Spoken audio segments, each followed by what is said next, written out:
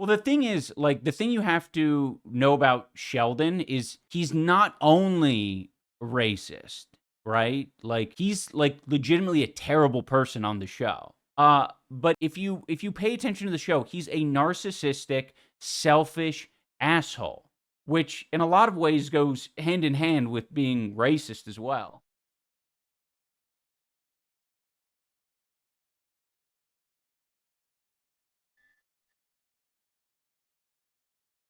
Well, we say that as well. That's why it's so stupid. Oh, looking positively leathery. Oh, this is the warmest jacket. It works really well. Yeah. Okay. A snake update. Snake update. So Ian drove me. Can you bring it around to food at some point during the discussion of the snake? We found out you can eat snake shed. Okay, but say that at the end so we okay. get back into the food. Sorry.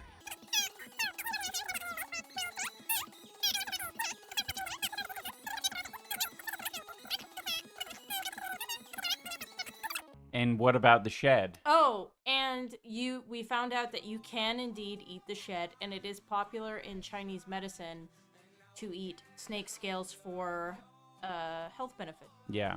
And because we're so poor, we're going to start eating all the snake shed. I've started a snake shed soup. Yeah. The perpetual snake shed stew.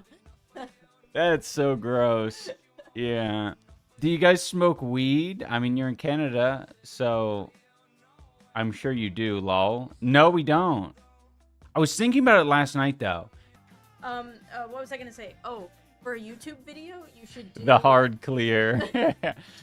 For the YouTube video, you should do snake chips. Oh, So snake chips? You season the snake skin, and then you bake it in the oven at a really low heat. Oh. And see which snake's chips taste the best. That's a great idea, because I was thinking about making a video specifically about... No. Specifically about, like, what is the most sustainable animal... Like, not that you would do it, but what would be the most, like, sustainable practice for animal consumption. I think we should move away from animal consumption in general. But I do like the idea that you could cut off, or you could spook a lizard, and then you could eat its tail, and then it's not dead. That's what I want to know. What animal? Huh? No, we're talking about food right now. We're not talking about ball pythons farting. But that is an interesting fact I learned last night. I heard okay, I may as well talk it. Did you see Pedo Troll suing NVIDIA? Dude. Yeah. That's my only feelings on the matter. Oh, I'll finish my thought. So Anissa starts bursting out laughing. And I was like, what the hell are you laughing about? She found this like thread on Reddit that was showing like a snake convulsing and writhing around in its tank. And it looked like it was having an aneurysm or like maybe a seizure or something. And that's what I saw that's what I thought when I looked at it. I was like, oh no, this poor snake. And then she read the comments, and the comments said, oh no, your snake's just farting. And then she was reading more and more, and everyone was like, oh yeah, nothing to worry about here. That's just a fart. Like, totally chill. You know, it went from, like, terror and concern for, what the fuck? Like, yeah, I hate when my snake does this. It's so loud. It's so nasty. Big old fucking snake farts. Like, it's crazy. And here, let me fucking bring up a video, because it is just over the top. It's inappropriate. Some of these, like, some of these Reddit people, they would say that it's not technically a fart. I think they say, like, the snake sucks in air so that it could push shit out of its cloaca. But, like, that's a fart. Snakes can be pretty nasty. Do you complain? Oh, no. No. You stop. So I guess I love the fucking, the little Snapchat message here. Oh my God, she's farting. Why is it so loud? That's what I'm saying. They don't You never see this shit, right? It's very scary. Like, and it looks painful. How does an animal make farting look so fucking painful? With us and, like, I don't know, our dogs and shit, like, it just comes out of us. We're all, like, casual. It's almost like an indication of relaxation. But this fucker's, like, pushing it out. He's straining, like he's on the can after eating a bunch of horrible food. You complain? Bone it in. No. I don't like it. Like, that, I will say, like, it made me reconsider snake ownership. Like, it just makes them seem a lot less cool. That would be shit. Oh. I would cry if I saw that. Yeah. Got the ick? Yeah, I got the ick too. It's like, what the fuck? This is the thing that's meant to be, like, terrifying. Oh, by the way, I don't know if this is a good time or not. Big Bang Theory update. Bazinga. A lot has happened. I've spared you guys Big Bang Theory updates for quite a few streams now, okay? So I don't want to hear anyone humming and hawing over, like, you always talk about Big Bang Theory. I'm starting to believe you actually like the show. And a bunch of shit like that. Is that because you were ashamed? No. It's because not much had happened. But now I've watched enough to where I could give you a proper breakdown. So basically, all of these characters on the Big Bang Theory, they're coming to their conclusions of their stories. We still have 4 seasons to go. We're only in season 8. So I don't know how much more advanced these things can get, but their relationships are blossoming. And I've noticed that a lot of the edgy jokes in Big Bang Theory, they weirdly go harder because they're trying to be like a balanced show. They're trying to, like, relate to the common, primetime watcher, like fucking housewives, white housewives across America. What I noticed is that they do some, like, very inappropriate and edgy jokes. Like, they'll come on with some, like, what was it? It, like, honestly, it doesn't age well at all. They'll, the few times they've had a black character on the show, they're like, we need to make a black joke here, or we need to make a slavery joke here, or we need to make some kind of, like, inappropriate joke. Usually it's with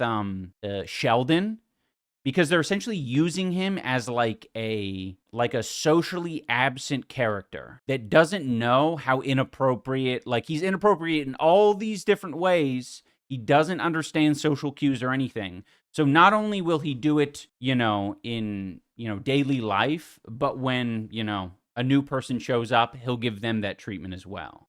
The whole show is built on stereotypes, but that's the thing, is I actually think the base of the show is, I think, the, like, nerd stereotypes and shit, and even some relationship, because they're common tropes. A lot of the things, I'm not talking about the racial stuff or the sexual orientation stuff or the identity stuff. None of that. Like, all of that is, like, really in poor taste. But all of that, like, speaks to real people who exist. And also, it seemed like they didn't learn their lesson as well with all of the fucking India racism in the show. Like, they've been doing it. We're on season 8, and they've been doing it since fucking season 1.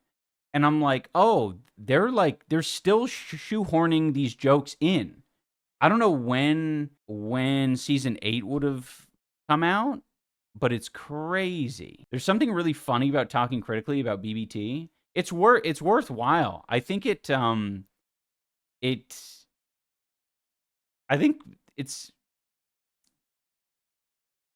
a lot of people who watch that shit. Millions. Season 12 was 2018. Oh my god. But yeah, Sheldon basically had this joke in the last episode we watched.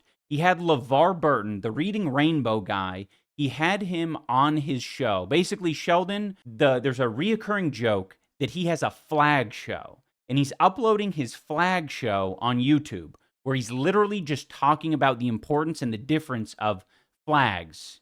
Like, you know, the symbolism, the different countries' flags, non-country flags, all this sort of shit. And so he'll have guest spots on his YouTube flag show. And one of the guests was LeVar Burton, the black guy. He's reading Rainbow, right? It's important that I mention his race here if you don't know who LeVar Burton is.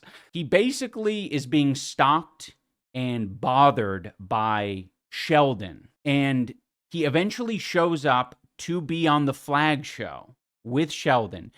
And the joke is that Sheldon is stalking him, and LeVar Burton basically says, like, I'm doing this show as long as you delete my fucking number from your phone. And, like, that's why he agreed to do the show. So that was, like, the last episode of the flag show.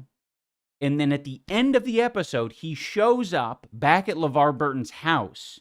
He's, like, knocking on his door. And I just looked up how many people watch Big Bang Theory, and I'm even more disappointed in humanity now. Yes. That's why it's important to be aware of what we're dealing with, okay? We can't remain ignorant, okay? That's actually why I'm watching it, is so that I know how to relate to the common Big Bang watcher. But he shows up at his house, and then he proceeds to tell him about, like, blackface that he did. Sheldon tells LeVar Burton, he's like, yeah, I did this, I dressed up as George Washington Carver to do this thing. I forget what it was. And he's like, tell me if you think this is racist or some shit like that.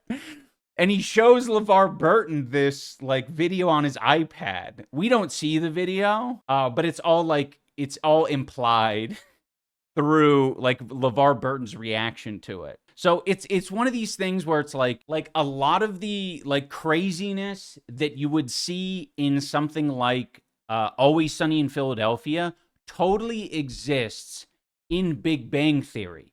The difference is that everyone's insane and everyone's, like, deplorable from start to finish on Always Sunny in Philadelphia. There's, like, no redeeming qualities in any character. So it's, like, expected, and it doesn't feel like they are, you know, it doesn't feel out of place when they do something fucked up. Which is why it kind of, like, I still don't think it's going to necessarily, like, age better than Big Bang Theory, if that makes sense. What about Charlie? Or WB Charlie? What do you mean WB Charlie? Charlie's great. Oh, what about Charlie? In terms of what I was saying, like, irredeemable? No, Charlie's pretty irredeemable, but he's stupid. He's stupid irredeemable, which is different than, like, a narcissistic manipulator deplorable like Dennis is. Well, the thing is, like, the thing you have to know about Sheldon is he's not only racist, right? Like, he's, like, legitimately a terrible person on the show. Like, he has sweet moments, and it's like, oh, he has a heart. You can identify moments where he has a heart. You're supposed to go, aw, and the laugh track goes, aw, he said that he loves her. He's capable of love? That's crazy. I didn't know that. But if you pay attention to the show, he's a narcissistic, selfish asshole, which in a lot of ways goes hand in hand with being racist as well. So it shouldn't be that unusual to see Sheldon, like, you know, displaying racist thoughts or tendencies, and also see him excuse his way out of it. What season does he die in? Dude. They try to play it off as an autism characteristic, which is kind of fucked. I wonder about that. I want to say that is just like an unfortunate consequence, is like, he doesn't even necessarily have to be autistic in the show. The more I watch it, the more I'm like, oh no, he's actually just kind of like, he's just kind of an asshole. He was, I think in a lot of ways, would have been the, what do you call it? Like the adult, like the boomer who did not get diagnosed with any sort of like learning disability or anything like that. So like later in life, he's like very adamant. Like he says at one point, he actually says it a lot. He says, my mom had me tested. He says that like throughout the series. But I do think it's like kind of implied, and you could pull that from the show, but I don't think it's ever explicitly said that he's like autistic or anything like that. I feel like being selfish is a very human thing. It takes a lot of self-awareness and training to training in quotes to get an acceptable level of selfishness. The autist doesn't have the self-awareness. Yeah, like selfishness is normal, and there is an appropriate amount of selfishness that we all have to operate. I don't know. I'm autistic and I'm self-aware. Yeah, well, I mean, it's different. That's the side of autism that I've experienced in people, I think, more often than selfishness is like, I would just describe it as like good communication, blunt, open, honest, you know, and that just, I think that results in a lot of like difficulties in socializing. But yeah, that is the update for Big Bang Theory. Basically, Sheldon is becoming a little less selfish. He is showing a little bit more empathy to his girlfriend on the show. The punchline is still basically like he'll say something sweet and it's like, oh, and then he'll immediately follow it up with something that like takes away any of the amount of sweetness that he just said. Like, oh, you have a soul, you have a heart. And then he just disproves it immediately after. Almost like he's uncomfortable with it. All right, so I'm going to be back tomorrow. Tomorrow is Slutted Up Saturday. I don't know what happens on Slutted Up Saturday yet, but we're gonna figure it out. We're gonna figure it out. Slutted Up Saturday. We can watch something maybe. Maid costume. Now, do we discuss fluids and drinks on Slutted Up Saturday? Yeah, fluids and drinks are okay on Slutted Up Saturday. That really, it's a broad category. That's kind of awesome. Saturdays are for the wets. Your life is everything. You serve all purpose. You should treat yourself now.